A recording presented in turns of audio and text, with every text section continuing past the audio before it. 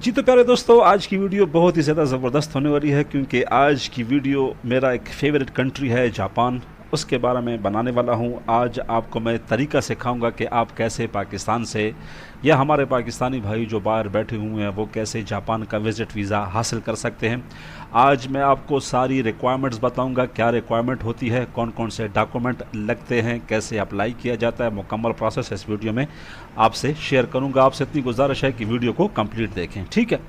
देखें, जापान जो है, जापान ज़बरदस्त कंट्री है, बहुत अच्छे लोग हैं, सैलरी बहुत अच्छी है, एक तरक्की याफ्ता मुल्क है, ठीक है।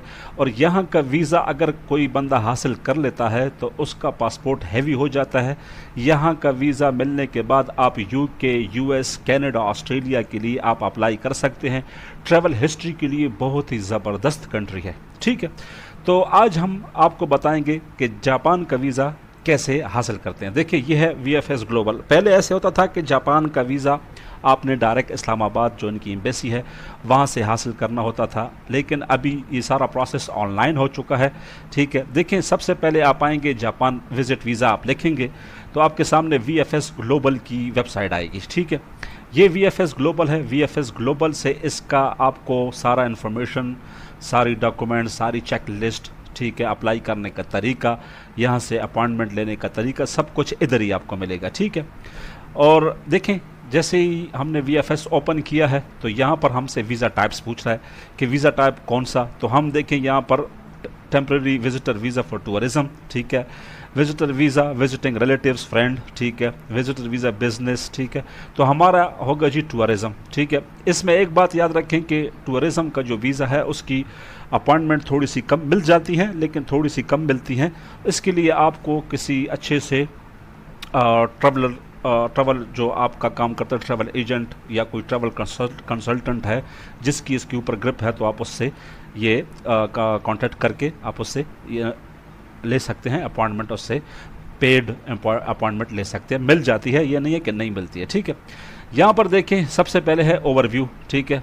उसके बाद है वीज़ा एंड सर्विस चार्जेस। अच्छा, ये जो वीज़ा होता है ये फ्री ऑफ कॉस्ट होता है, इसकी कोई चार्जेस नहीं होते हैं, ठीक है। डॉक्यूमेंट्स रिक्वायर्ड, देखें सबसे इंपॉर्टेंट चीज़ होती है डॉक्यूमेंट रिक्वायर्ड। जब आप डॉक्यूमेंट रिक्वायर्ड पे क्लिक करते हैं तो देखें डॉक्यूमेंट चेकलिस्ट।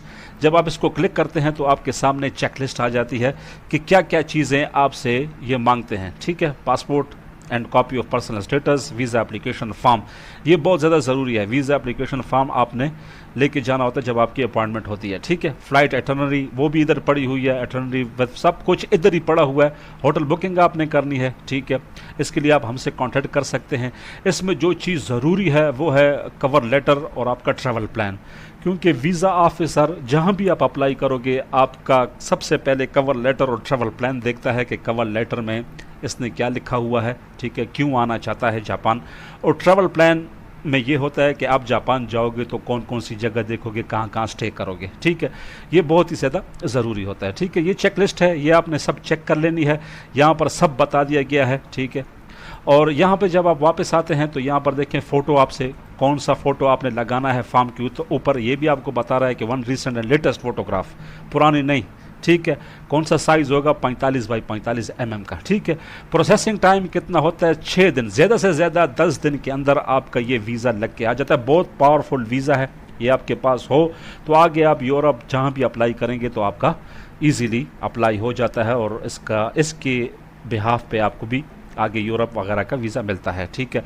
एक बात और याद रखें कि जितने भी ट्रैवलर हैं, ठीक है, और वो अगर 100% डन चाहते हैं कि यार हमारा वीज़ा लग जाए जापान का, तो उनके लिए ये है कि देखें मेरे भाइयों, आप सबसे पहले अप्लाई करें थाईलैंड का वीज़ा। वो टोटली ऑनलाइन है, वीज़ा है, वो भी 10-15 दिन के अंदर लग के आ जाता है। उसी के साथ ही दूसरा वीज़ा जो आपने अप्लाई करना है वो मलेशिया का, वो भी ऑनलाइन वीज़ा है, वीज़ा है। ये 2 वीज़े आप अप्लाई करें, थर्ड आप इस पे अटेम्प्ट करें, ठीक है। उनको ये बताएं कि मेरे पास ऑलरेडी कवर लेटर में मेंशन करें कि थाईलैंड का वीज़ा है, ये उसकी कॉपी है, ठीक है, और मेरे पास जो है मलेशिया का वीज़ा है, ये उसकी कॉपी है। मैं एक ट्रैवलर हूँ, जेन्युइन ट्रैवलर हूँ, मैं ट्रैवल करना चाहता हूँ, देखना चाहता हूँ, ठीक है। तो आप जो है थाईलैंड से आप जापान से मलेशिया, मलेशिया से पाकिस्तान, आप ये ट्रैवल प्लान या ये उसको कवर लेटर में मेंशन कर सकते हैं, ठीक है। तो इस बिना पे आपका वीज़ा फ्रेश पासपोर्ट पे लगेगा। और अगर आप ट्रैवलर हैं और अपनी हिस्ट्री बनाना चाहते हैं तो जापान का वीज़ा आपके लिए बहुत ही ज़्यादा ज़रूरी है। ठीक है, डाउनलोड फॉर्म, देखें सबसे ज़रूरी चीज़ है ये फॉर्म। वीज़ा एप्लीकेशन फॉर्म भी आपको यहाँ मिलेगा, लेटर ऑफ गारंटी यहाँ मिलेगा, इनविटेशन लेटर आपको यहाँ, देखें पहले इनविटेशन की ज़रूरत होती थी, अगर जापान में से आपको कोई इनविटेशन लेटर मिलता था, कोई आपको भेजता था, तब आपको विजिट वीज़ा लगता था, लेकिन आजकल इनविटेशन लेटर की ज़रूरत नहीं है। डिटेल ऑफ कंपनी आइटनरी, देखें ये आइटनरी है, आइटनरी इसको बोलते हैं। ठीक है, यहाँ पर आपने लिखना पड़ता है update, activity plan, contact, accommodation. यहाँ पर आपका ये सारा आइटनरी है, यानी कि आपका जो प्लान है वहाँ जाके कहाँ कहाँ जाएंगे, किस किस तारीख को जाएंगे, आपने होटल बुकिंग कौन सी की हुई है उधर उस इलाके में। ठीक है, ये सारा आपने फिल आउट करना होता है, 1 2 3 4 जितना भी है। ठीक है, ये आपको ऑनलाइन ही मिलेगा। ठीक है, सबसे ज़रूरी है वीज़ा फॉर्म। आपको वीज़ा फॉर्म की तरफ लेके चलता हूँ। देखिए ये जो वीज़ा फॉर्म है, ये वीज़ा फॉर्म एडिटेबल है, यानी कि आप इसमें काम भी कर सकते हैं, एडिट भी कर सकते हैं और डाउनलोड भी कर सकते हैं, सेव भी कर सकते हैं अपने पास। ठीक है, जब भी आपको आपकी अपॉइंटमेंट मिलेगी, आपने ये चेक लिस्ट है, चेक लिस्ट को सारा चेक कर लेना है, जो जो चीज़ें हैं ये आपने बना ली हैं। ठीक है, इसमें अगर आपके पास किसी चीज़ की कोई कमी है, जैसे cover letter, travel plan, hotel booking, ठीक है, ये हम करते हैं। ठीक है, मैं आपको अपना नंबर यहाँ पर मेंशन कर दूंगा। ठीक है, आप मुझसे कांटेक्ट कर सकते हैं, होटल बुकिंग करवा सकते हैं।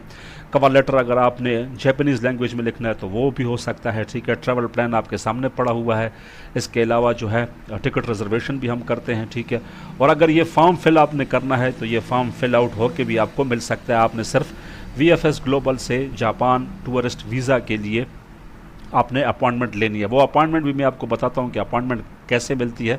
ठीक है, वो भी मैं आपको बता देता हूँ। ठीक है, सबसे पहले देखिए वीज़ा फॉर्म है। वीज़ा फॉर्म बहुत ही इजी होता है। देखिए पासपोर्ट के हिसाब से आपने अपना नाम लिखना होता है, name, given name, other name कोई है तो वो, डेट ऑफ बर्थ। अभी देखें ये एडिटेबल है। ठीक है, इसमें आप देख सकते हैं कि फॉर एग्ज़ाम्पल अगर मैं इसमें लिखता हूँ, देखें ये एडिटेबल है। ठीक है, तो यहाँ पर देखें आप क्या कर सकते हैं, आप खुद लिख सकते हैं या हम आपके लिए ये फॉर्म फिल कर सकते हैं अगर आप हमें अपनी सारी A to Z बताएंगे, जितनी भी आपकी इन्फॉर्मेशन है। ठीक है, डेट ऑफ बर्थ हो गया, बर्थ प्लेस हो गया, मेल हैं फीमेल हैं, ठीक है, ये बताना है। नेशनलिटी आपकी कौन सी है, अगर कोई और नेशनलिटी है वो बतानी है। आपने ID कार्ड बताना है। पासपोर्ट कौन सा है, ऑर्डिनरी है, पासपोर्ट कहाँ से इशू हुआ है, इशू डेट, एक्सपायरी डेट, ये सारी चीज़ें आपके सामने हैं। ये आपने सारा फिल आउट करके इनके साथ जो है यहाँ पर एप्लीकेशन आपका सिग्नेचर हो गया। यहाँ पर कब आपने फिल आउट किया, ये सारा फिल आउट करके इसका प्रिंट निकाल के आप जो है अपने चेक लिस्ट के साथ लेके जाएंगे और अपना वीज़ा अप्लाई कर देंगे। ठीक है, अभी आते हैं, देखें यहाँ पर अपॉइंटमेंट की, जापान विजिट वीज़ा अपॉइंटमेंट। अगर फॉर एग्ज़ाम्पल मैं यहाँ लिखता हूँ तो आप देखेंगे कि अपॉइंटमेंट यहाँ पर आपको कैसे लेनी है। ठीक है, यहाँ पर आप क्लिक कर लेंगे, फिर आपको देखें ये वीज़ा लेकर आएगा VFS पे। VFS ग्लोबल पे जब आप आ जाएंगे, यहाँ पर आपको अपॉइंटमेंट लेने का तरीका थोड़ा सरसरी बता देता हूँ। बाज़ औक़ात मिल जाती है लेकिन आजकल लोग अप्लाई ज़्यादा कर रहे हैं तो इसलिए आपको थोड़ा सा इसमें वो मिल सकता है। ठीक है, बुक एन अपॉइंटमेंट में आपने जाना है, बुक नाउ पे आपने क्लिक करना है। ठीक है, book an appointment, book now पे आपने क्लिक करना है। यहाँ पर आपके पास आपका VFS का लॉगिन होना चाहिए, ID पासवर्ड आपके पास होना चाहिए। ठीक है, जब आपके पास ID पासवर्ड होगा तो आप साइन इन हो जाएंगे। ठीक है, साइन इन होने के बाद वहाँ पे आपके सामने एक पेज आएगा। उस पेज में आपको सारी अपॉइंटमेंट का बताएगा कि कौन कौन सी अपॉइंटमेंट अवेलेबल हैं और कौन कौन सी अपॉइंटमेंट अवेलेबल नहीं हैं। ज़्यादातर इसमें देखिए मैंने आपको बताया है कि विज़िट वीज़े के लिए यहाँ पर अपॉइंटमेंट थोड़ी सी मुश्किल से मिलती है।